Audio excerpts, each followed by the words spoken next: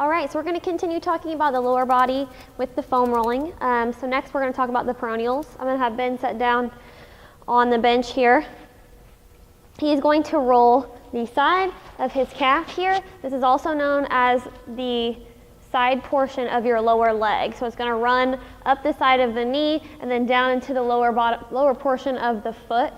I'm going to go ahead and have him roll up and down here. He is putting pressure onto the leg, pulling the stick towards him. And this is usually how we will roll out the peroneals. Awesome. Next, we are going to talk about tibialis anterior. So I'm going to have him shift towards you here. Tibialis anterior is another muscle in that lower leg that's going to run right along the front of the shin. So he's going to roll straight up from the bottom of the knee down to the bottom of the foot there. Again, pulling it toward himself for as long as he needs until he feels that pressure release. You may want to roll this because you have some scar tissue due to overrunning or overuse of running in sports, or in a sport where you do a lot of jumping.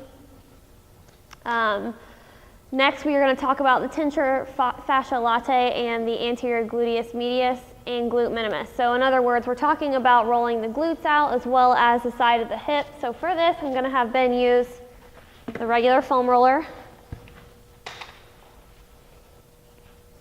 Reasons that you would want to roll this out is just tightness in the back of the hips, as well as any lateral knee pain that you might have. He's going to sit down on top of the foam roller here, and to have less pressure, he is going to have both legs out in front of him, and he's going to roll himself backwards, feeling the pressure in the glutes. He's also going to make sure that when he's ready to perform more pressure, he's going to put one leg on top of the other leg. He's going to stack them, which is going to allow him to get deeper into the glutes here, as well as the side. So if he's going to roll towards me and reach the side of the hip there, he's going to switch sides once he feels ready to. And if he needs to apply more pressure, he can switch to a PVC or a rumble roller, which is going to be a little bit, have a little bit more denseness to it, so it'll be a little bit harder for him to roll. And next we're going to talk about the IT band. So this is one that a lot of our clients need to roll out because they get a lot of tightness here.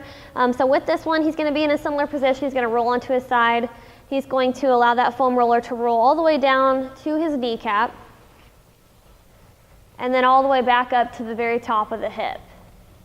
This can be hard to do all in one roll, especially if you're new to SMR techniques. So if that is the case, you can break this up into two segments.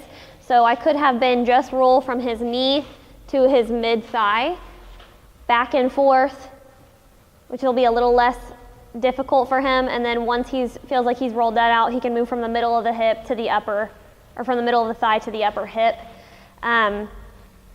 This one is a little bit more challenging and will typically have a lot of pressure involved with it if you're new to it. So this is one that you want to make sure that you definitely hit over and over again so that you can release the pressure in the knee as well as the leg.